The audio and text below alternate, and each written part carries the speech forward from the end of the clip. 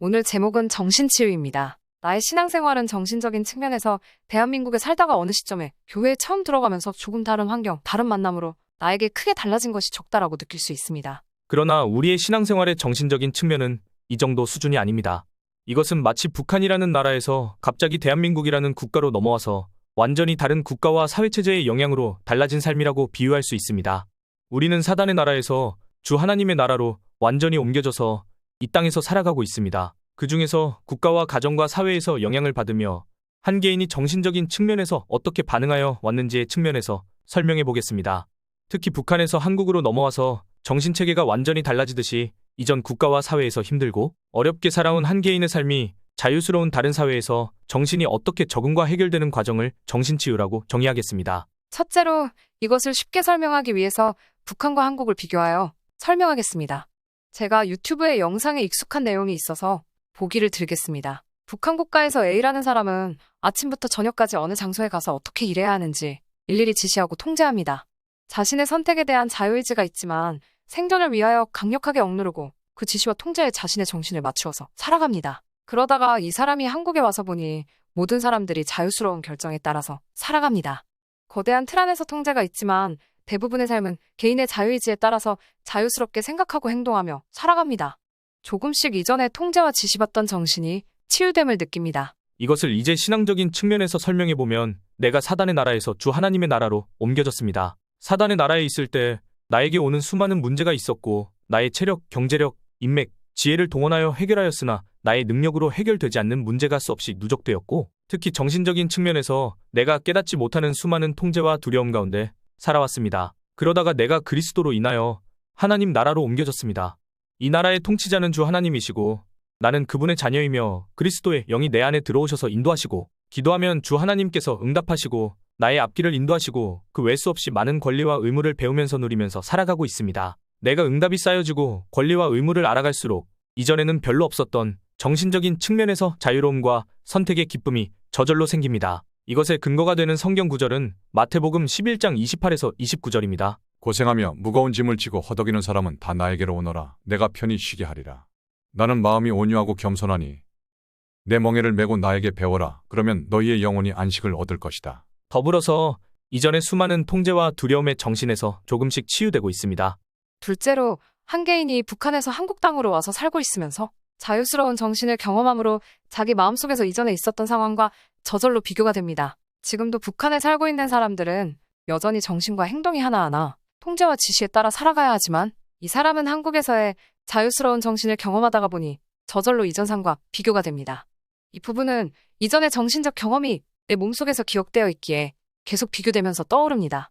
내가 이 한국 땅에서 정신적 경험이 자꾸자꾸 많아질수록 이전의 과거에 대해서 쉽게 빨리 잊어질 수가 있습니다. 이것을 신앙적인 측면에서 설명한다면 내가 하나님 나라에서의 삶에 매일 기도, 응답이 체험되며 그리스도를 더 알게 되면서 저절로 자유스러운 정신과 평안이 생겨질수록 이전의 사단의 나라에서의 상황과 저절로 비교가 됩니다. 지금도 사단의 나라에 살고 있는 사람들은 여전히 정신과 행동에 자신도 모르는 통제와 지시에 따라 살아가야 하지만 이 사람은 하나님 나라에서의 자유스러운 정신을 경험하다가 보니 저절로 이전 삶을 되돌아보게 됩니다.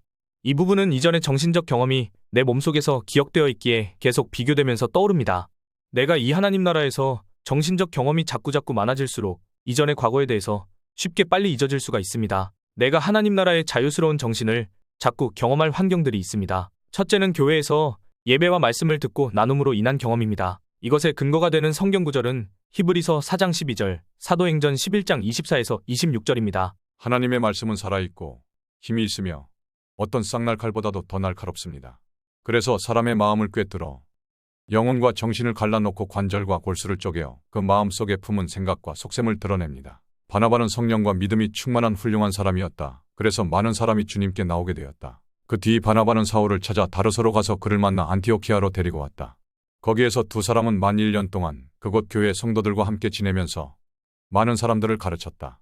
이때부터 안티오키아에 있는 성도들이 처음으로 그리스도인이라고 불리게 되었다. 둘째는 나를 이끌어줄 사역자를 통하여 말씀을 듣고 나눔으로 인한 경험입니다.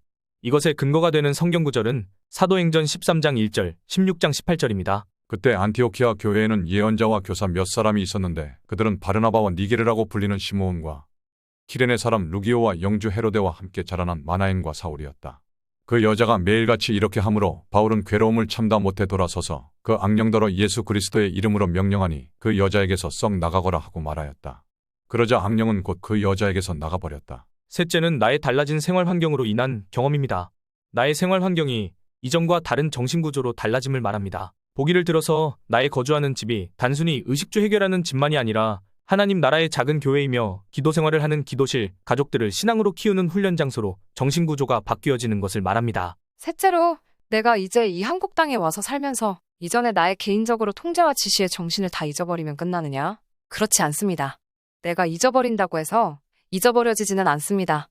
정신은 감정과 연결되어 있기에 없어지지는 않습니다. 이것은 나만의 특별한 경험인데 어떻게 활용할 수 있을 것인가를 생각해 볼 필요가 있습니다.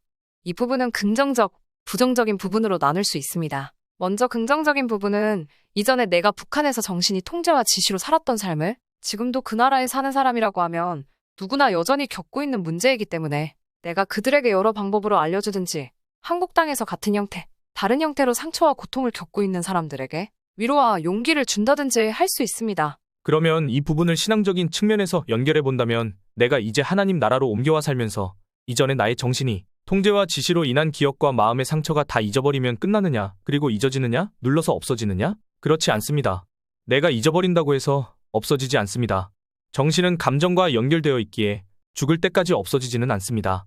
이것은 나만의 특별한 경험인데 외면하거나 억지로 잊어버리기 전에 어떻게 활용할 수 있을 것인가를 생각해 볼 필요가 있습니다. 이 부분도 긍정적인 부분과 부정적인 부분으로 나눌 수 있습니다. 먼저 긍정적인 부분은 이전에 내가 사단의 나라에서 정신이 통제와 지시로 인한 고통과 두려움, 불행한 삶을 누구나 여전히 겪고 있는 문제이고 앞으로도 계속 경험할 것이기 때문에 내가 그들에게 여러 방법으로 알려주든지 하나님 나라에서 살더라도 여전히 같은 형태, 다른 형태로 상처와 고통을 가지고 가는 사람들에게 위로와 용기를 줄 수 있으며 내가 하나님 나라의 일을 하는 방향과 전문 분야가 될 수 있으며 많은 사람에게 영향력을 줄 수 있습니다. 넷째로 부정적인 측면을 보겠습니다. 만일 한국 땅에 와서 살고 있는데 풍요로운 삶의 경험이 적으면 이웃과의 평화로운 교류가 적으면 적을수록 이전 북한에서의 억압과 통제의 정신습관은 그대로 살아있게 됩니다. 그래서 한국에서 경험을 더 적게 하도록 만들고 더 풍요로운 삶을 누리지 못하게 하는 악순환이 계속 반복됩니다. 이전의 정신습관으로 그대로 붙잡고 있으니 점점 더 왜곡된 정신습관을 가지게 됩니다. 보기를 들어서 북한에서 살았지만 현재는 한국 국민인 A씨는 한국의 삶이 혼동되고 답답하다고 합니다. 그 이유는 북한에서는 지시만 따르면 되었는데 한국에서 자유의 지로 살려고 하니 무엇이든지 스스로 선택해야 하는 결정이 한 번도 경험하지 못한 삶이라 하나하나 자신이 결정할 때마다 엄청난 스트레스를 받는다고 합니다. 이 사람의 마음속에는 나는 스스로 생각하거나 스스로 판단하여 행동하지 못한다.